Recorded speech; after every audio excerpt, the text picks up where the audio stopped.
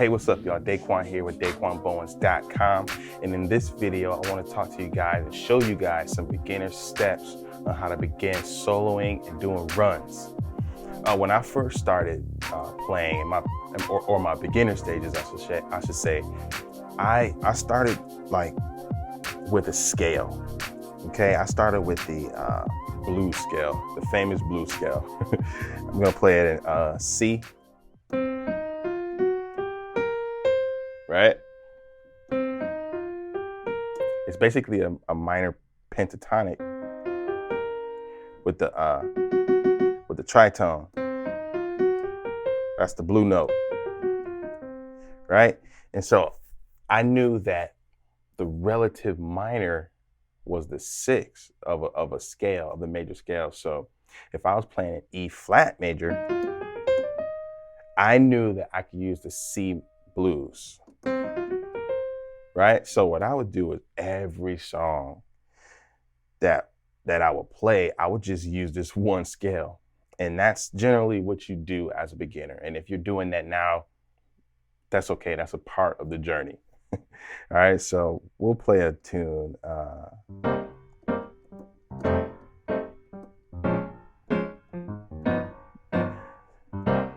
Brighter Day. Right? So change hand. No, I didn't sound like that when I was younger. in my beginner stages, I should say, I was doing.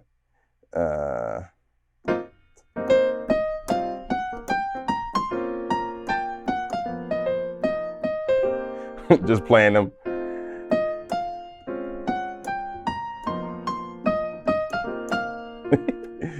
Just one.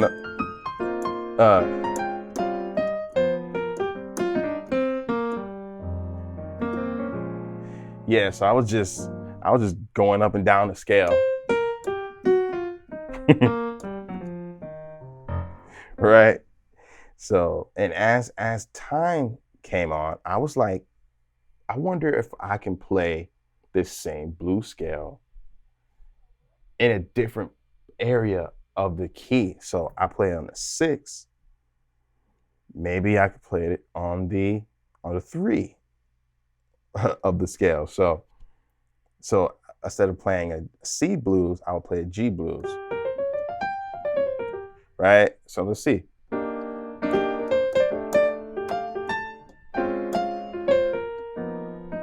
Right? And sometimes it will work and sometimes it don't work, because the notes are in the scale of E flat. Oh my gosh. Right? So I would like do something like this. You know what I'm saying? Now I'm starting to just break away from that C blues. Right?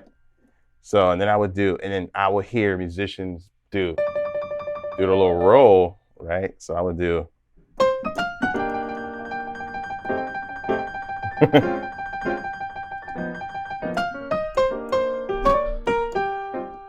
You see, now I jump between those two scales. And then after so much time passed, I started hearing things other musicians did, and then I started implementing it, right? So now that, we learned how to take the same scale and move it to different places, what I did next was learn what the singer was playing, or singing, I should say, right? And if we're going to use the same song, the melody is.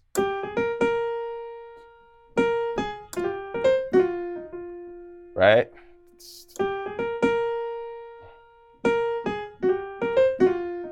Basically, that's the first half of the melody.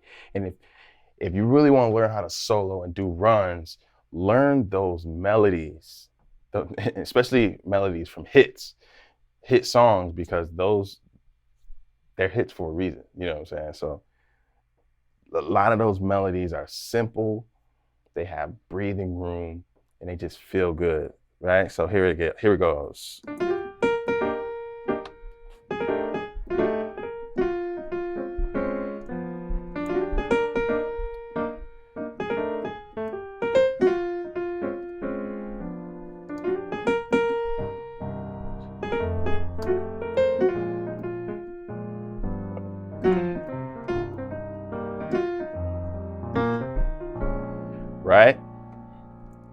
So now let's incorporate that blues scale with the melody to try to embellish the melody a little bit, okay? Let me see. This is going to be off the cuff, so it's going to be some mistakes. I'm going to leave it in the video too.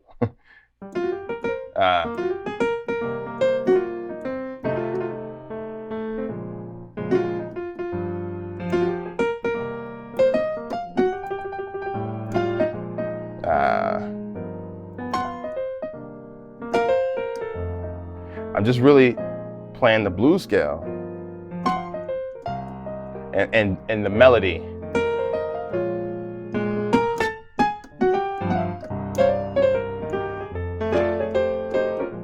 Get a little advanced, bring it back.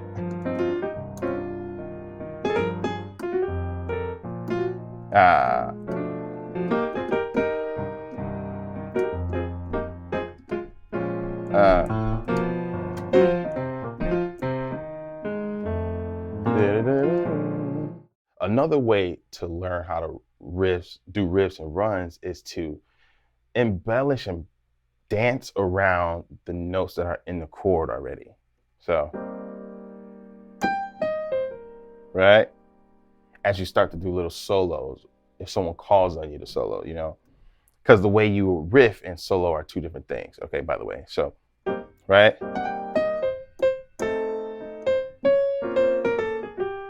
And you just kind of just dance around and find cool ways to get to a chord tone, okay? You can't solo if you don't know the harmony or the chords. So a lot of you are like, okay, yo, teach me runs, teach me chords. You'll kind of know what to do if you know the chords. The runs will come. So now here's a more advanced way of soloing. Instead of thinking of key, right? I'm gonna think of on chords. I'm gonna think of different scales based on the chords that I'm on and the chords that I'm going to, right? So now if I'm playing C minor, right? And this is where advanced theory comes in. C minor is the relative minor of E flat major, right? So I can play a C minor scale. I can play E flat major scale. Now, if I want to substitute this 1, I can play the 3, which is a G minor. So I can play a G minor scale. You know what I'm saying? And I can keep stacking, and there's well, there will be so many opportunities. So I'll do something like this. Right? So the first chord is C minor 7, so I'm going to play a pass, which is a G7. So I'm playing notes in the G scale. Right? Right? Going to that F7.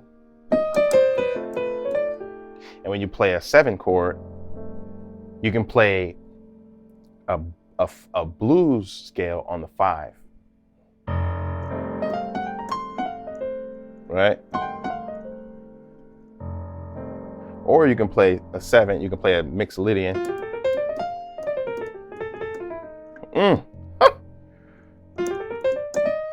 Right. I'm just messing around, y'all. Yeah, that's something you can do. Y'all can take that. So I'm kind of sliding off from the E flat. Use your weaker fingers, because when you go down, you're going to need your stronger fingers for it. Right? 3, 2, 1. You kind of do what feels good here. 2, 3, 1, 2, 3, 2, 1, 2, 3. Once you get to a certain point, it's kind of hard to, you don't really think about fingering. Okay. Right? So now that's the second chord. And then now this is also the 5 of the chord that I'm going to, F7, and I'm trying to go to B flat minor. So I can do a B flat harmonic minor, right? possibilities are endless.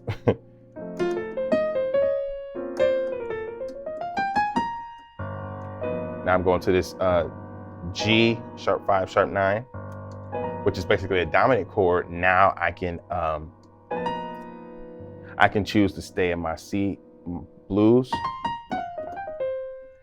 I can play something on a G, because I'm playing this, as long as if I'm playing the 1, I have the 7, 3, 5, right?